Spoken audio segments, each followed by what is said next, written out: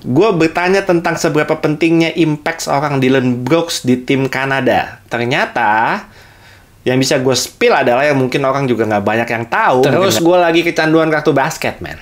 Jadi belakangan ini kerjaan gue adalah nontonin orang unboxing box break kartu basket di YouTube dan dapatnya di grup A loh, Andre.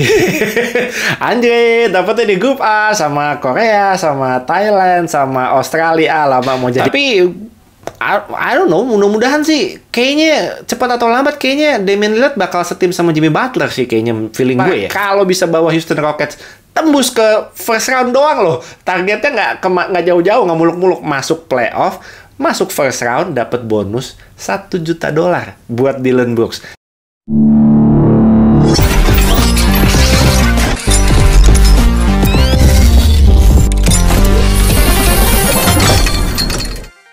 Ngobrol NBA episode 81. Gila, udah lama ya. Dari sejak 80 ke 81, gapnya lumayan jauh. Gue lagi sibuk banget, bro.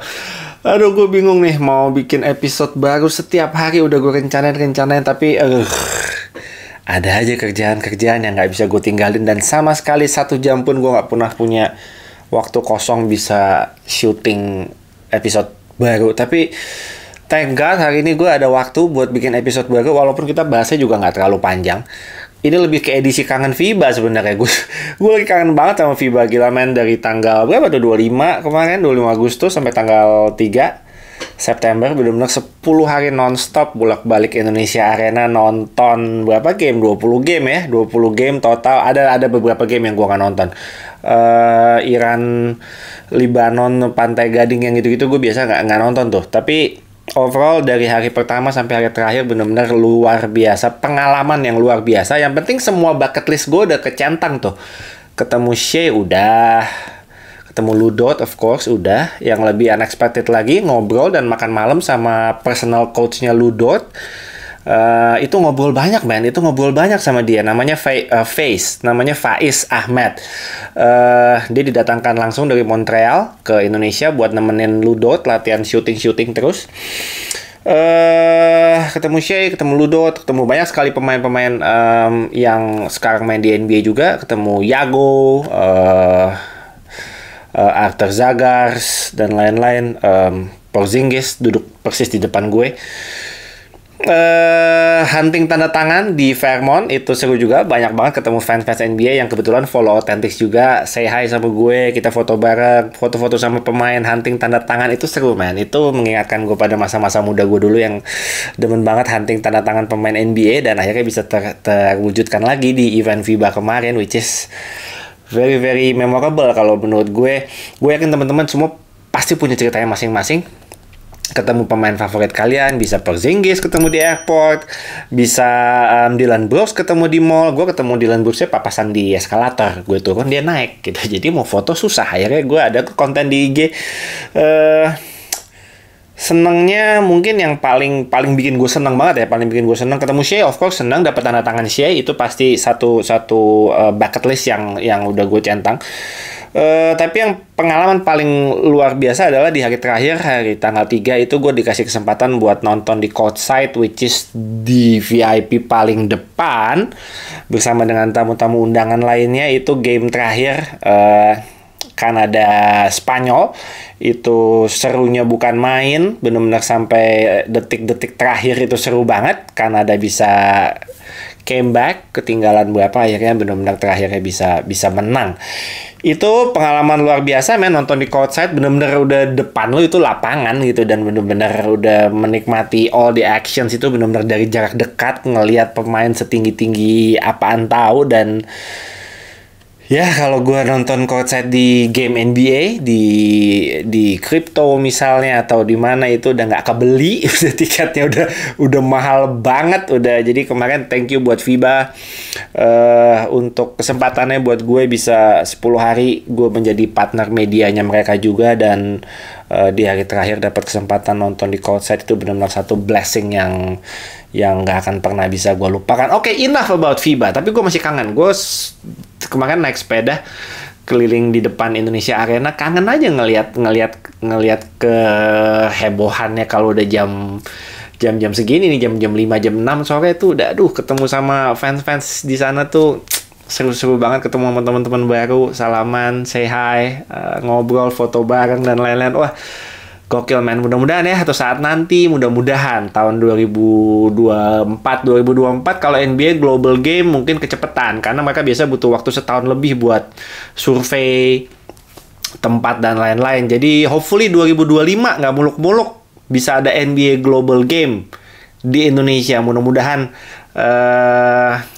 para petinggi-petinggi nih, teman-teman kita juga sebenarnya yang mencoba untuk pitching ke NBA untuk menyiapkan proposal sedemikian rupa mempromot Indonesia Arena, membuktikan bahwa kita sudah sukses sebagai salah satu host FIBA World Cup kemarin. Mudah-mudahan NBA melihat Indonesia sebagai pasar yang potensial, mudah-mudahan untuk menggelar paling tidak satu NBA Global Game di Indonesia, di Jakarta khususnya di Indonesia Arena. Tapi saya tahu gamenya itu biayanya mahal sekali.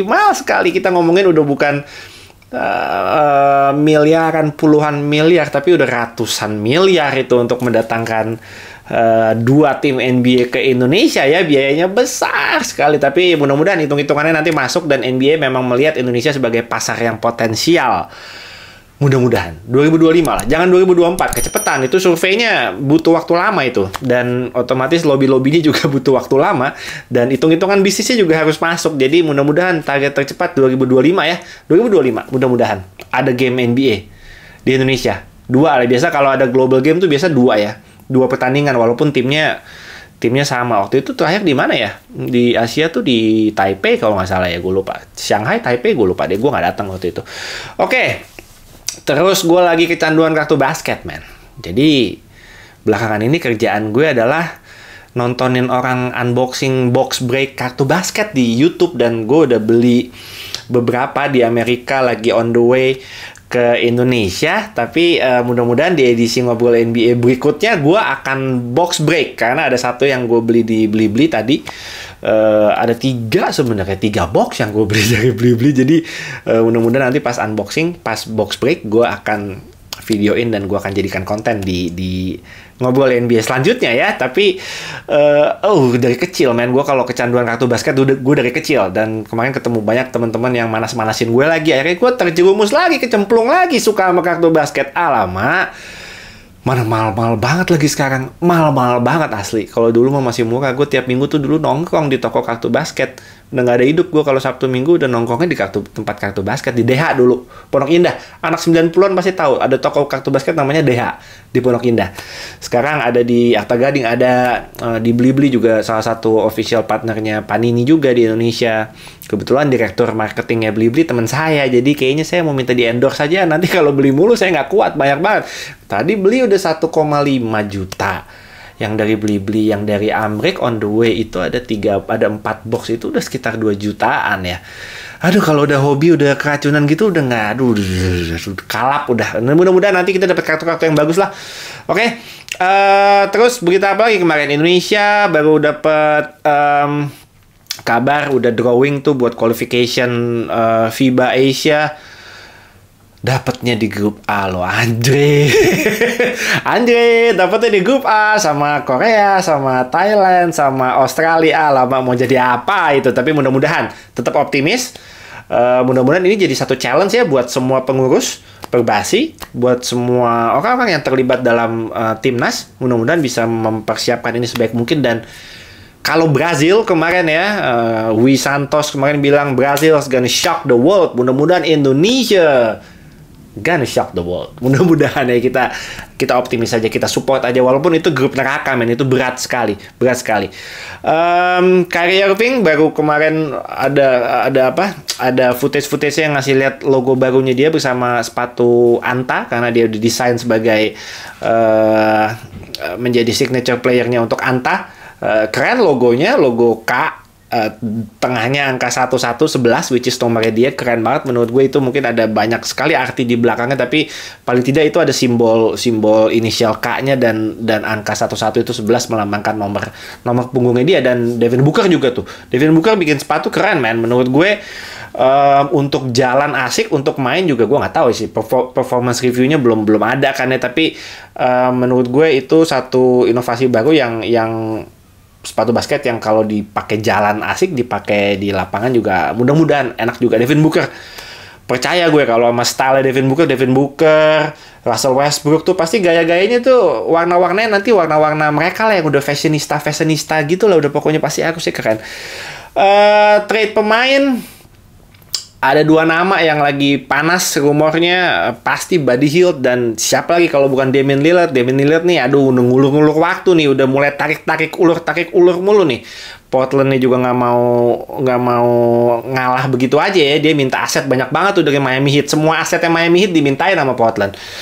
Tapi I don't know, mudah-mudahan sih kayaknya cepat atau lambat kayaknya Damian Lillard bakal setim sama Jimmy Butler sih kayaknya, feeling gue kayaknya emang tujuannya cuma maunya ke Miami Heat. Dia nggak mau kemana-mana lagi. Kalaupun dia di trade ke tim lain, dia malah request ke tim lain itu buat nge-trade dia lagi ke Miami Heat. Jadi pusing. Mungkin nanti bakal ada trade antara 3 tim gitu ya, mungkin ya, gue nggak tahu karena sooner or later menurut gue Dame ya udah bukan di Portland lagi sih tempatnya. Dia juga udah nggak mau, dia maunya mainnya di Miami Heat. Kalau Buddy Hield gue belum tahu rumornya mau kemana aja, tapi gue yakin banyak tim yang pasti akan tertarik sama seorang Buddy Hield dan bisa banget menggunakan skill setnya dia untuk sebagai tim-tim yang butuh shooter, terutama pasti butuh banget sama Buddy Hield ya.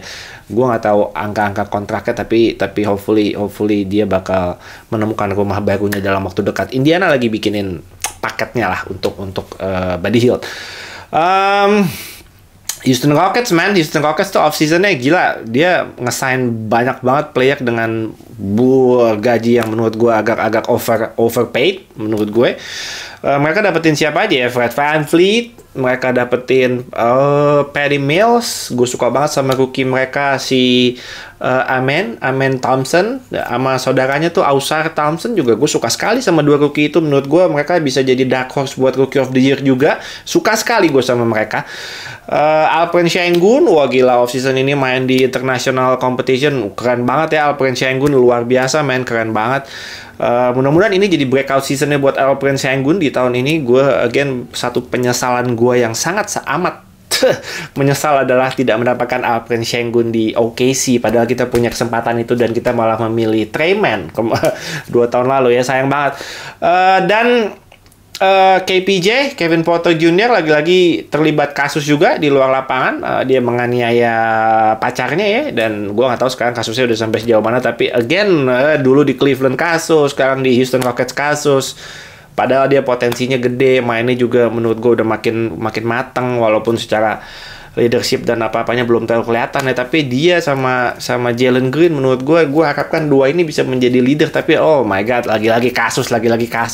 Ya udahlah, leadernya nanti Fred VanVleet aja, atau Dillon Brooks bisa jadi leader, karena Dillon Brooks ditawarin bonus $1 juta kalau bisa bawa Houston Rockets tembus ke first round doang loh. Targetnya nggak jauh-jauh, nggak muluk-muluk, masuk playoff, masuk first round, dapat bonus $1 juta buat Dillon Brooks. Gimana menurut teman-teman? Bisa apa nggak? Coba komen di bawah. Bisa nggak kira-kira Dillon Brooks bawa Houston Rockets? Bukan dia yang bawa sebenarnya. Kalau dia yang bawa, justifikasinya apa? Dia mau 25 points per game atau gimana? Ngebawa sih mungkin enggak ya. Tapi ya anyway, kalau Houston Rockets masuk playoff, pokoknya dia dapat bonus. Bawa atau bukan dia yang gendong juga nggak apa-apa. Dia tetap dapat bonus pokoknya.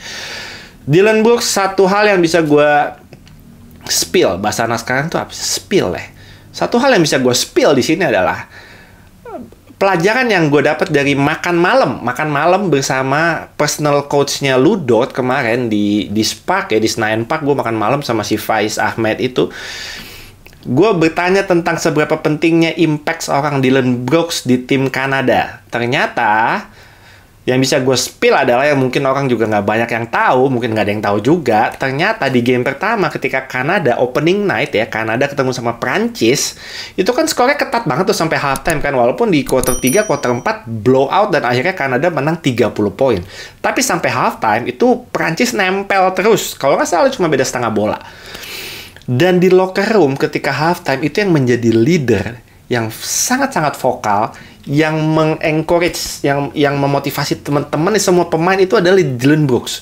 Yang pemain-pemain lainnya katanya lumayan shock, lumayan diem, lumayan kaget karena kenapa bisa hasilnya bisa mepet gitu. Tapi Dillon Brooks adalah pemain yang berdiri di locker room dan dia ngasih api gitu loh ke tim Kanada ini. Dan itu terbukti di kuarter 3, kuarter 4 Kanada langsung ngegas. Dillon Brooks, man. Kita nggak pernah membahas apapun soal leadership seorang Dillon Brooks selama ini. Tapi ternyata dari cerita itu gue bisa bilang bahwa gokil, man. Dillon Brooks ini di luar sana mungkin orang cuma nge-hate atau nggak suka atau gimana. Tapi dia punya... Emang dia brandingnya mau jadi villain, dia mau jadi orang yang bikin orang kesel gitu. Ya mau gimana, itu udah brandingannya dia. Kita nggak bisa komplain apa-apa. Tapi as a player, as a teammate, dia benar-benar nunjukin kalau dia bisa menjadi seorang leader ya di locker room. Itu gue baru cerita itu gue merinding, man, dengar cerita itu. Dia ternyata bisa. Oke, berita NBA lagi. Kelly Oubre baru aja desain sama Sixers. That's it. Nggak ada berita lain, that's it. Nggak ada berita lain. Masih slow news saja NBA, tapi kita udah makin dekat nih, udah tinggal sebulan lagi NBA season baru mulai. I'm so excited, mudah-mudahan bisa ikutin terus nih bikin ngobrol NBA. Please guys, motivasi gue di kolom komen dengan menuliskan apapun. Kok motivasi gue untuk bisa terus bikin ngobrol NBA. Gue mau, tapi waktunya, astaga Tuhan. Mudah-mudahan bisa rutin. Seminggu minimal 2 kali aja, minimal banget. 3 kali gue udah seneng banget. Mudah-mudahan. Oke. Segitu aja episode 81 ini yang cukup singkat, nggak mau panjang-panjang, tapi cukup padat. Semua yang sudah pengen gue omongin, gue udah omongin. Jadi kita jumpa lagi ya di Ngobrol NBA episode selanjutnya. Nanti ada box break. Mudah-mudahan di episode selanjutnya kalau besok pesanan saya udah datang. Oke. Thank you guys for watching Ngobrol NBA episode 81. Senang bisa kembali lagi nge-YouTube. I'll see you guys on the next episode. I'm out.